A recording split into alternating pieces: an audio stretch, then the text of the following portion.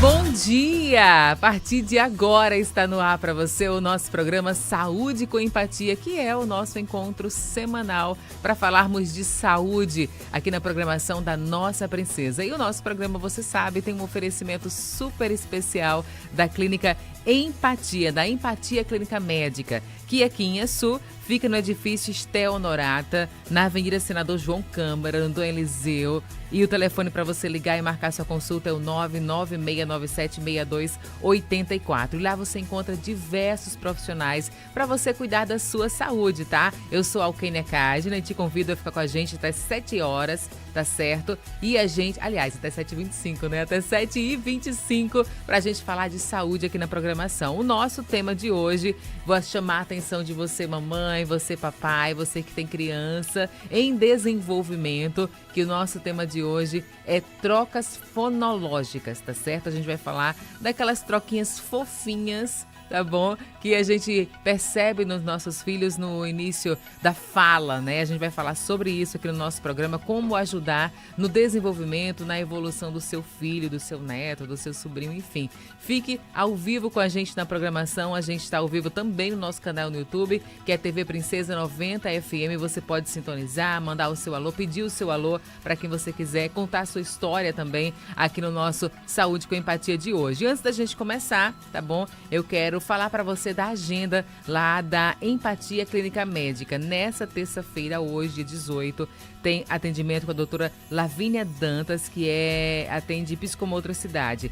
À tarde tem a doutora Beatriz Freitas, psicóloga. Tem também a doutora Jussiara Cunha, nutricionista. E hoje também é dia de atendimento com o psiquiatra, doutor Trajano, tá bom? Amanhã, para você ligar e agendar sua consulta, você vai ter atendimento com a doutora Daniela Tosta, que é neurologista, adulto infantil. Tem a doutora Beatriz Freitas, também psicóloga. À tarde, doutor Ailton Barbosa, que é fisioterapeuta.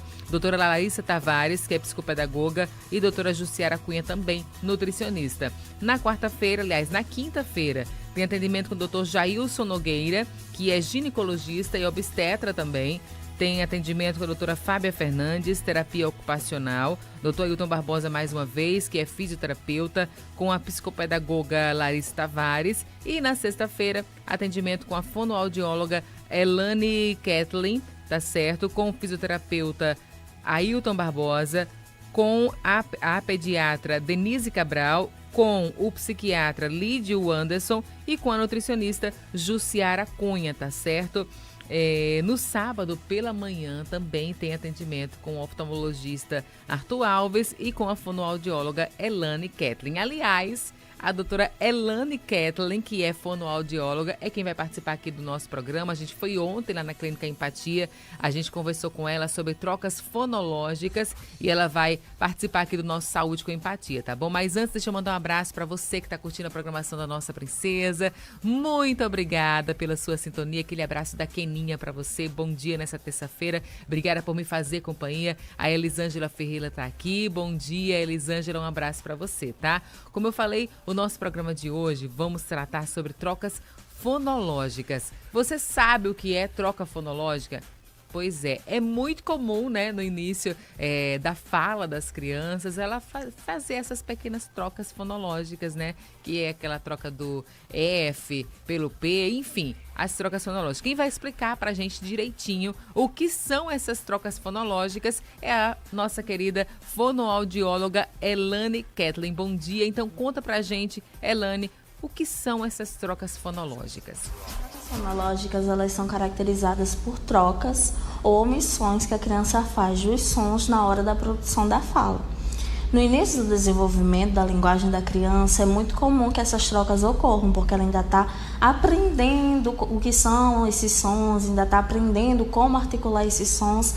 Então, é comum que essas trocas ocorram. E com o passar do desenvolvimento da criança, essas trocas vão sumindo e vão dando lugar aos seus fonemas respectivos. Tanto é que nós temos alguns marcos, né, onde a gente espera que essas trocas ocorram e marcos que a gente já espera que essas trocas sejam sanadas. E a persistência dessas trocas é que nos gera um alerta, porque a persistência dessas trocas podem ser características de um distúrbio fonológico. E isso precisa de uma atenção mais especializada. Trocas fonológicas que a gente tem muito comuns, né? Que o R pelo L, por exemplo, que tem muitas crianças que trocam bastante durante o desenvolvimento. O R é um dos últimos fonemas que a gente pega para adquirir. Por volta de uns 3 anos e 6 meses, a criança já começa a falar. E se a criança chegar a uns 5 anos e essas trocas ainda estão persistentes, a gente já vê que ela está com um pouquinho de atraso nesse desenvolvimento. Também é muito comum a criança trocar o C pelo T, a casa vira taza, ou o V pelo F, vaca vira faca. E assim vão surgindo cada vez mais modelos e opções que a gente vê que tem uma coisinha que está fora do eixo. Então, é muito comum, né, a gente perceber essas trocas fonológicas nos nossos filhos, né, mas com o tempo a gente percebe também que esse desenvolvimento vai acontecendo, ali por volta de 1 ano e 6 meses, a criança começa a falar mamãe, papai, e troca muito o M, o B. Aos 2 anos, por exemplo, espera-se que a criança já fale melhor, mas ela ainda faz essas trocas fonológicas, ela já adquire, né, a capacidade de falar o som do P, do T, do D, do N também. Aos 2 anos e 6 meses, a criança adquire a capacidade de falar o K, o som do K, do G, do NH, né? Aí vai evoluindo cada vez mais aos 3 anos e 6 meses, o X, o som do X, o som do J, né? Aos 4 anos, e aí ela vai ter som mais intermediários aos 4 anos, aos 5 anos, aí a gente já espera que essa criança tenha um desenvolvimento completo da fala também. E sobre essas questões, a doutora Elane Kathleen, ela falou também com a gente, tá? Ela falou quando que as trocas passam a impactar a vida dessa criança, né? Eu sei que a gente como pai, como mãe, a gente fica na ansiedade, até aquela comparação também, né? Com o filho da vizinha, com o sobrinho, com outra criança, até na escola também, acaba que é natural que a gente faça essa comparação, principalmente quando a gente é mãe de primeira viagem, né? Eu sei muito bem disso. Quando a gente é mãe de primeira viagem, a gente costuma fazer essas comparações com a criança do outro, né? Mas é muito comum que cada criança tenha o seu processo de desenvolvimento, né? Mas quando que as trocas passam a impactar a vida de uma criança, né? Porque a gente como adulto, faz essa comparação, mas aí a criança, quando que isso começa a impactar, né, na vida de uma criança? A doutora Elane Kathleen falou sobre isso também. As trocas começam a impactar na própria comunicação da criança. Uma criança com 3 anos, por exemplo, em que somente os pais, porque já são acostumados de como a criança fala, só eles entendem o que a criança está falando, já gera um alerta grande. Uma criança com 3 anos, ela já formula frases, já deve ser entendida por uma boa quantidade de pessoas. E somente os pais estão entendendo, ou até mesmo nem os pais entendem, gera aquela frustração na criança, dela tá tentando se comunicar, mas ela não está conseguindo.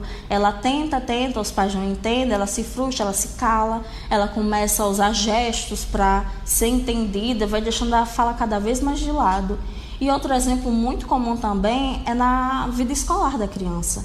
As trocas, elas começam a atrapalhar a criança a partir do momento em que uma criança que fala errado, digamos assim, ela lê errado. E se ela lê errado, ela escreve errado.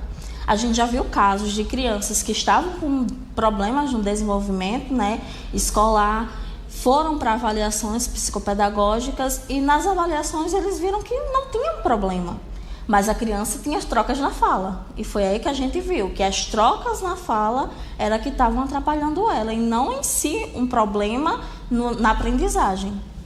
A fala está muito relacionada, a produção dos sons da fala, né? Ela está muito relacionada aos músculos articulatórios, né? A bochecha, a língua, palato duro, palato mole. Enfim, são algumas estruturas que elas vão auxiliar a produção do som. A língua é um dos principais músculos que vão auxiliar esse processo, porque é a força no músculo da língua que vai auxiliar na maioria dos fonemas. Então, por exemplo, a produção do R, né? Exercícios que são bem facilitadores para ajudar nessa produção. A criança está lá escovando os dentes, coloca a língua para fora, sustenta a ponta da língua enquanto você escova a língua, ou então empurra a bochecha com a força da língua, vamos ver quem consegue colocar mais força, vamos ver quem consegue projetar mais a língua na bochecha, Ou então uma competiçãozinha que as crianças gostam bastante, que é pegar um docinho, né, que a criança gosta, e vamos ver quem consegue segurar mais tempo esse docinho no céu da boca. E segura o docinho no céu da boca com a ponta da língua, que querendo ou não, ele está brincando, ele está se divertindo, é uma coisa gostosa, e ele está exercitando a língua sem nem mesmo perceber. A gente sabe que algumas trocas são muito bonitinhas, que a gente vê a criança falando e, nossa, que fofo, ele está falando de tal jeito, mas quando a criança vai crescendo, a gente vê que essa maneira de falar, ela já não está mais tão fofa. Então, quando a gente fica estimulando a criança a permanecer daquele jeitinho fofinho, bonitinho que ela fala, a gente está prejudicando a criança, porque a partir do momento que ela automatizar falar um determinado fonema de uma determinada forma, ela vai automatizar para as demais palavras. A gente tem um exemplo de uma criança que ao invés de falar vovó, ela fala fofó. E todo mundo acha fofo, é uma coisa linda. Ele tem 2 anos, é normal, ele vai crescer, ele vai aprender. Só que aí esse V pelo F começou a partir para outras palavras. E o V ficou de lado. O V sumiu no vocabulário da criança e deu lugar ao F. Então, assim, reforçar essas palavrinhas erradas mais prejudicam a criança do que auxiliam no seu desenvolvimento.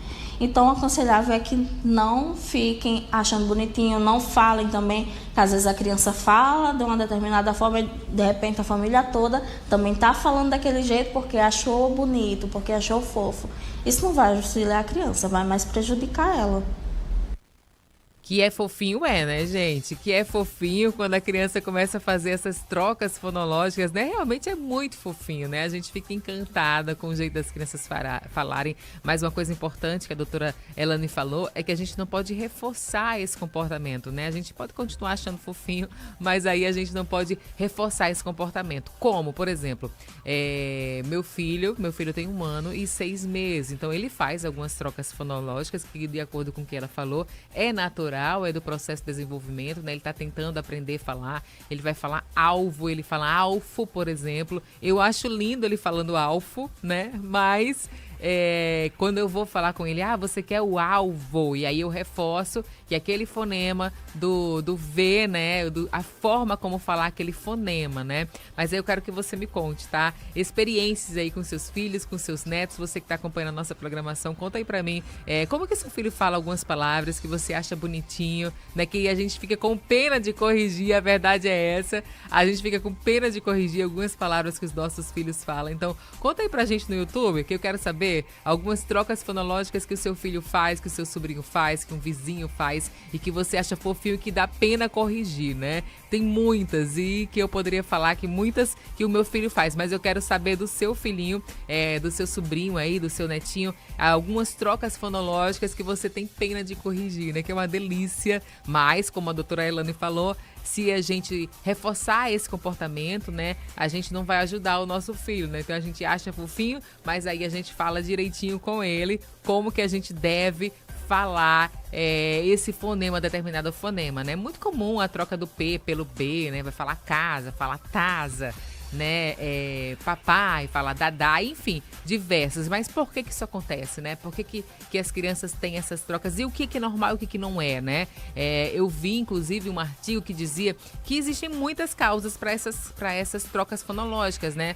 O próprio desenvolvimento da criança, algumas crianças que têm, né, a linguinha colada, né, aquele freio colado, que isso precisa ser resolvido com cirurgia, mas existem algumas outras causas, como alterações genéticas, oitites de repetição, a gente nem imagina, mas algumas oitites, que é aquela inflamação no ouvido, também pode causar, distúrbios no sistema auditivo, transtornos de aprendizagem também, problemas motores da criança. Você viu que a doutora Elane, ela reforçou nessa questão do fortalecimento, né, muscular, da questão da língua também, uso inadequado das regras fonológicas, desordem neuromotora, distúrbios psiquiátricos também, mas no geral é uma questão comportamental também e do próprio desenvolvimento da criança. Mas tem umas realmente que são muito fofinhas, né? A Elisângela Ferreira, ela diz, Polian, tem um neto de 10 anos que quer deixar Camaleão, que quer chamar um camaleão e chama de caminhão.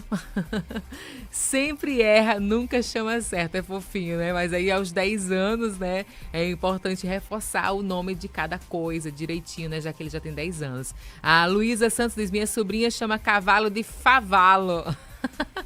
É fofinho mesmo, né? Mas aí, quando ela falar favalo, é o cavalo, não é? É o cavalo que você quer. É o cavalo que a gente tá vendo. Mas que é bonitinho, é. Conta aí pra mim outras trocas fonológicas que o seu filhinho, que o seu netinho faz, que eu quero saber. Eu acho muito fofinho. Em quanto tempo é possível superar essas trocas? Tá aí uma preocupação, né? Elisângela Ferreira, ela falou aqui de uma criança de 10 anos. Mas aí, até quando, né? Em quanto tempo a gente deve se preocupar e pensar, não, aqui já devo levar para uma fonoaudióloga, já devo me preocupar com essa questão. Vamos ouvir a doutora Elane mais uma vez, que ela vai falar exatamente desse tempo, né? Quanto tempo que é possível superar essas trocas? É uma pergunta muito comum e, ao mesmo tempo, muito difícil de ser respondida. Por quê? A superação das trocas, ela depende de 2 fatorzinhos. A constância e a própria criança. A constância, nossa, a gente ouve muito, não, porque meu filho faz fono, mas ele só é atendido durante 30 minutos, só é atendido durante 40 minutos, é atendido durante 1 hora. O tempo em si da sessão não é o fator mais importante, porque o fono ele vai estar lá, claro, para avaliar, descobrir quais são as maiores dificuldades da criança, elaborar estratégias e dar as devidas orientações à família. Só que uma coisa muito importante que é muito difícil, infelizmente, é a família entender que casa também é extensão do consultório. A criança, ela vem aqui pra gente 1 vez por semana. Enquanto ela fica em casa todos os dias, ela vê os familiares todos os dias. Então, quem é que mais consegue auxiliar a criança? Os familiares. A gente dá as orientações e passa as atividades para que seja realizado esses treinos, para que a criança tenha cada vez mais a percepção do som que deve ser produzido e a percepção do som que ela está produzindo. A partir do momento que ela pega essa percepção, as demais etapas do processo se tornam mais fáceis. E aí a gente vai vendo que a evolução se torna cada vez mais gradual e cada vez mais fácil para a criança. E o fator da criança em si é entender que cada criança tem um tempo. Algumas crianças têm mais dificuldade e algumas crianças têm mais facilidade. Quando a gente pega um modelo para a gente aplicar e tentar sanar as trocas da criança, a gente tem os ciclos dentro do modelo, né? E esse ciclo, muitas vezes, ele é iniciado. A gente inicia ele, quando a gente chega ali no final, a gente vê que aquele fonema não foi automatizado. Ele começou a ser adquirido, a criança começou a falar ele, mas na fala espontânea ele não sai. Então a gente reinicia esse ciclo de novo e a gente vai vendo que a criança vai tendo essa evolução gradual. Mas é esses 2 fatores importantes. A família entender que a criança precisa desse auxílio e eles são esse auxílio, que a gente está aqui para ajudar, para orientar, para auxiliar. Nós vamos fazer os ajustes necessários. Mas a família tem um papel muito importante durante esse processo.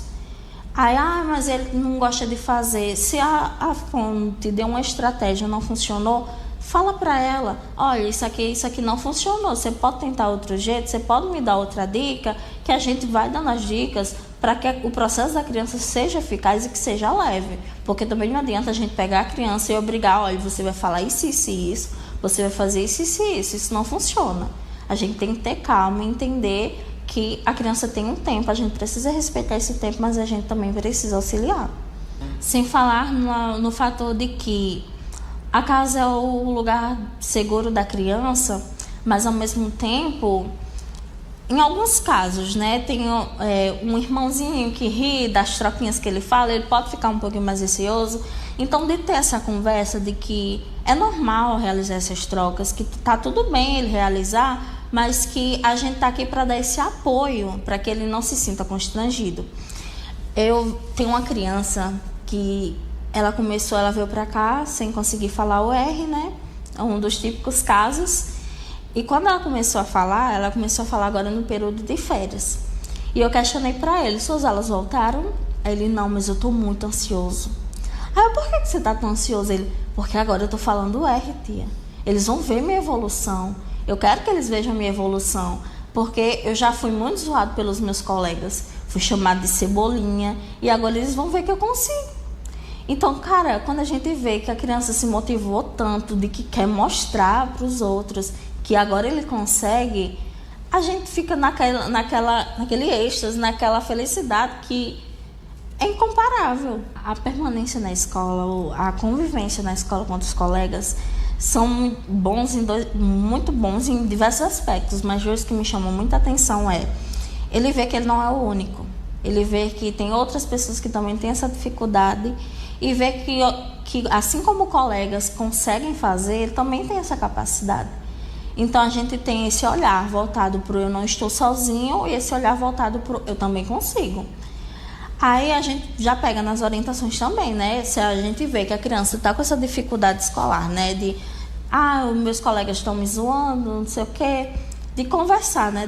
Da gente deixar a criança ter essa segurança, de se abrir pra gente e de ela entender que tá tudo bem ela não se sentir tão à vontade em relação a algumas palavrinhas, porque os colegas estão zoando ele, de ter a vontade e a segurança de se abrir para que seja conversado isso. Para a gente também mostrar para ele que algumas coisas elas vão fugir do controle. E tudo bem, a gente tem um tempinho determinado para algumas coisas acontecerem, como eu disse. Alguns fonemas são mais difíceis de ser adquiridos do que outros, mas com jeitinho as peças vão se encaixando. Então também é bom a gente explicar para a criança esse contexto, também conversar com o professor, com algum responsável, né, pela criança, para que ela também aprenda esse fator. É tanto que tem algumas vezes, né, fonos dão palestras relacionadas a isso. Inclusive, eu já dei palestras em algumas escolas mostrando, né, que as diferenças, elas estão ali e é isso que nos faz únicos. Mas que algumas coisinhas, elas estão lá não para prejudicar, mas para a gente também aprender. A doutora Elane Kathleen também falou de algumas estratégias que podemos realizar em casa para ajudar a criança a destravar esses fonemas. Vamos conferir. Os exemplos mais comuns, né, que a gente pode dar para a criança é a pista do fonema. Falar para a criança, não corrigir. Não, você está falando errado. Não é taza, é casa. Essa não, além de deixar a criança constrangida, vai deixar ela frustrada, né? Porque ela já não consegue produzir esse fonema. E ela ainda vai ser corrigida assim, principalmente quando é em público, que constrange cada vez mais a criança. Mas aí, casa, entendi, é lá na casa que você quer ir, mostrar o fonema para a criança de uma forma que não estou dizendo que está errado, mas eu estou falando de uma maneira certa e colocando esse fonema diversas vezes no contexto para que ela tenha essa percepção. Além de exercícios facilitadores, né? Vamos fazer aqui uma bolinha em volta do lábio, pede para a criança fazer a volta no vestíbulo da boca. Ou até mesmo, um pirulito, vamos lamber o pirulito com a pontinha da língua para exercitar essa pontinha da língua. Uma coisinha comum do cotidiano que auxilia a criança de uma forma que faz uma boa estimulação, né? Deixa eu pensar aqui em mais um tempo. Mas são realmente coisinhas que, fora imitação, né? A gente tem algumas etapas, né? No processo dos modelos. A gente tem a percepção, a gente tem a imitação, nomeação e fala espontânea. A percepção, a gente vai mostrando os sons para a criança. A imitação, a gente tá aqui no contexto, a criança, às vezes ela imita sem a gente nem pedir, né? A gente tá aqui, vamos passear no bosque, enquanto você logo não vem. Quando a gente pensa que não, a criança já está cantando junto. Ou então, quando a gente está falando uma coisinha, aí quando pensa que não, está lá o papagaiozinho no fundo, repetindo o que a gente está falando. Aí pede para ela nomear uma coisa. Isso aqui, eu esqueci o que é isso. Você lembra o que é? Aí a criança diz, é uma casa. Aí, olha, o fonema saiu. Você viu que você conseguiu falar o que você não conseguia? Outra coisinha, pronto, na troca do C pelo T. A criança, ela tá batendo a língua no palato. Taza. Vamos testar assim? Vamos lá. Casa. Impede que a língua encoste no palato para que o som venha de onde a gente espera. São coisinhas assim que são mais de ajuste que auxiliam a produção do som da criança.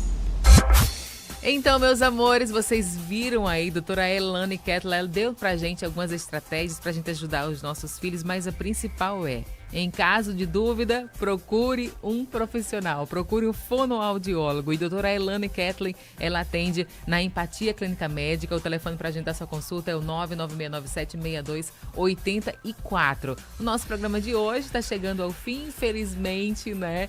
Mas eu quero agradecer a você que ficou com a gente no nosso canal no YouTube, na sua casa, pelo rádio. Muito obrigada pela sua sintonia, pela sua companhia aqui no nosso programa Saúde com Empatia. A Elisângela Ferreira, a Luísa Santos, a Marinalva, a Maria Eduarda, para Fernanda também, a Priscila. Muito obrigada também, Patrícia, Eduarda. Muito obrigada pela sintonia aqui na programação da nossa princesa. Aquele abraço da Keninha para você. O nosso programa de hoje está chegando ao fim. Sempre lembrando para você que o nosso Saúde com Empatia tem um oferecimento especial da Empatia Clínica Médica, que aqui em Açu fica na Avenida Senador João Câmara, no edifício Estel Honorata, e você agenda sua consulta com diversos profissionais que a clínica dispõe para você. Além de fonoaudiólogo, tem ginecologista, fisioterapeuta, cardiologista, clínico geral também, fisioterapeuta, tem psicólogo, psiquiatra e muitos outros profissionais para você cuidar da sua saúde. O telefone para você agendar sua consulta é o 996976284. Compartilha esse programa, tá bom?